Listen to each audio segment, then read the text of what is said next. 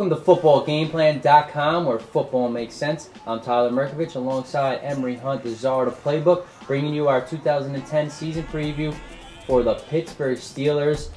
9 wins last year, bounced out of the playoffs. Of course, this team won 2 Super Bowls in the last 5 years. But after starting 6-2, they started off well. They lost 5 in a row by a combined 22 points. That's about an average of 4 points. And it was just an awful pass defensive year with Troy Polamalu banged up. Very suspect offensive line, a very uncharacteristic rush offense that led to red zone issues all over the place. The pass offense was unbelievable, Big Ben, but of course we know what happened this offseason. He's gone for the first 4 games, so who's going to start, Dixon or Leftwich? Should be a problem. It should be a question mark.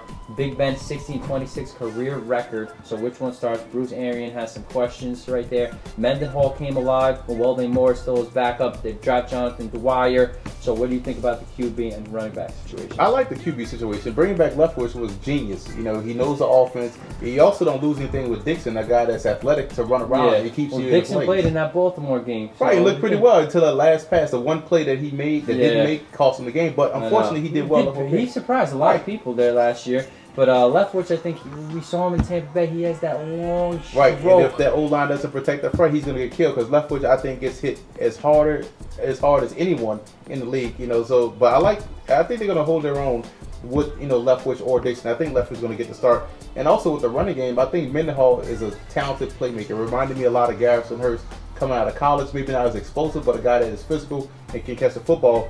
But I really, really like the fact that they drafted Dwyer.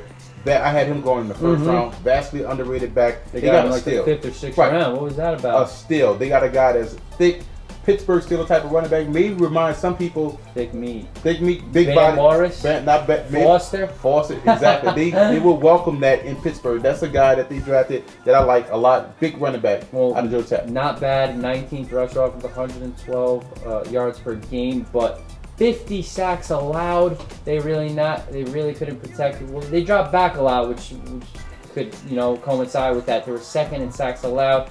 Big Ben was getting hit all over the place. Of course, 1st round draft pick Maurkice Pouncey out of Florida. He'll start at right guard. Probably move over to center later in his career for Darnell Stapleton, but they keep everybody intact. Wide receiver, of course, Santonio Holmes out the door. I guess because they love Mike Wallace. Was born a surprise. He was around a 3rd round pick out of Mississippi. He really came alive last year in the Holmes mold. So they still have Hines Ward, of course. He's a great blocker, possession guy. Linus Sweet is really disappointing, but they add Arnaz Battle.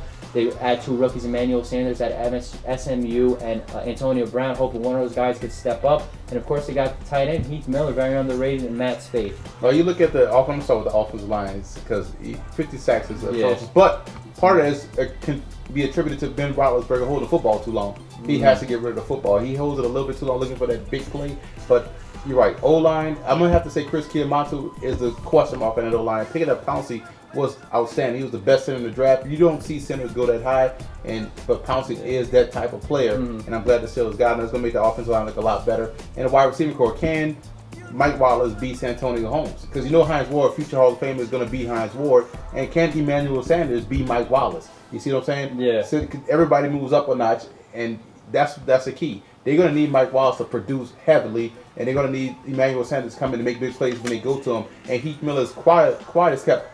Probably the best tight end in the NFL because he is, underrated. He could block, he make big plays, and he's a dynamite receiver in the red zone. Oh yeah, it's gonna be. They're really gonna need to step up for Big Ben. But I mean, you say that he holds the ball too long, Big Ben. So then wouldn't that force them to play Dixon those first couple games because he's more of a scrambler, and they gave up 50 sacks last year, almost the same offensive line as Pouncey. So wouldn't Dixon be a better start, more versatile, quicker guy than Leftwich? Because Leftwich even takes forever to throw it. Well, Leftwich gets rid of the football. Dixon and Roethlisberger are one and the same because when you have mobile guys back there that can run around, they do too much, and they tend to get a lot of sacks. They run themselves into sacks, so they have to really get rid of the football. Both quarterbacks, Dixon and Roethlisberger. Those first 4 games will be vital, but let's go to defense. Dick LeBeau leads to 3-4, of course. Secondary was brutal last year. They were 25th in interceptions. They were tied for 12th in scoring defense. They were just getting killed through the air, but they were second in sacks with 42. Aaron Smith, defensive end, very underrated. Casey Hampton, defensive tackle. Brett Kiesel, another defensive end, and a guy who could play all over the place. And Ziggy Hood, he comes into his second year. Of course, they have the linebackers. Lawrence Timmons broke out, and Lamar Woodley, unbelievable year. But of course, they still have James Harrison and James Farrier, and they bring back Larry Foote, a key reserve, and they drafted Jason Worlds out of Virginia Tech. So what do you think about that front seven? Well, that's the thing. Ziggy Hood has to be ready to take the next step. He played well down the stretch last season. This year, he has to start off the way he finished last season. He has to play outstanding. That's why they picked him up in the first round. Linebackers, I like the fact that they added a lot of depth. They added Gibbons in the draft. You also added Jason Worlds. You look at Stevenson as well, too, to help out on the inside that they drafted. So adding depth, when you run the 3-4, especially exceptionally well like the Steelers do, you need depth at linebacker because they're going to be a constant. Fresh ladies coming in and getting to the quarterback, and that's why they're able to provide that pressure. So Ziggy Hood, and looking at those rookie depth, Jason Worlds is a guy I like a lot. And Stevenson, keep an eye on these guys going to provide pressure on the inside. And secondary, they bring back another guy and he's going to start, Brian McFadden. 1 year in Arizona. He'll start alongside Ike Taylor. That forces William Gay back to the nickel spot, which looks better for them. Troy Polamalu, of course, was key to that secondary. He was injured. He's very valuable to that secondary. They re-signed free safety Ryan Clark, who's a very underrated player also, and they add Will Allen from Tampa Bay for depth. So is this secondary going to come around, and will they play better than last year? Well, they have to maintain health. If Polamalu is healthy, then the secondary is going to be fine. Bringing McFadden back was outstanding. That was a big pickup.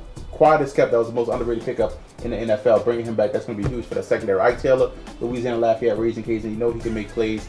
He has to just catch the football more. He can lead the league in interceptions if he can catch the football. But Ike Taylor, you know, he's physical, he's tough, he's going to hit you in the mouth. So having him opposite McFadden is a perfect compliment. And also keep an eye on rookie Preston Butler. Guy that's going to come in and provide some depth, but can also make plays. A guy that played a lot in the ACC, a guy that's a physical guy, a speedy guy. But, you know, they also moved Gay to nickel. Gay probably is better suited to play nickel back in that secondary. Yeah, and their special teams was a mess last year. They let up 4 kickoff returns for TDs. That was a league worst, of course. Daniel Sepulveda, their punter, died down during the year coming off an injury, but he'll be back. Jeff Reed, pretty consistent as a place kicker. But they bring back another guy we didn't mention, Antoine Randall Ellis. This is the third guy they bring back from their Super Bowl years. Looks like he'll be the punt returner, but Emmanuel Sanders and Antonio Brown will fight there. And also for kick returner, the 2 rookies, Brown and Sanders, will fight for that spot. Yeah, I like Antonio Brown. If you don't know who Antonio Brown is, just, you know, YouTube. Central Michigan. He left early, too. Right, left surprising. Early. The guy that was a big playmaker for the Chippewas, so, I mean, he's going to help out in the return game. Sanders, blazing speed out of SMU, so he can help out as well. So Sepulveda I like as a punter. So you look at the biggest key for the special teams is long snapper Rotrovsky. He's returning back from injury. If he can return to health, then that special team is going to look a lot better. Well, Pittsburgh trying to bounce back, bring back their winning ways. Rooney a little frustrated. He wants these 3 guys back from the Super Phase. Maybe they're just good luck charms, and maybe they'll have a big impact on the team. Better to call good players. For more, visit footballgameplan.com/NFL or check out our YouTube channel at youtube.com/footballgameplan.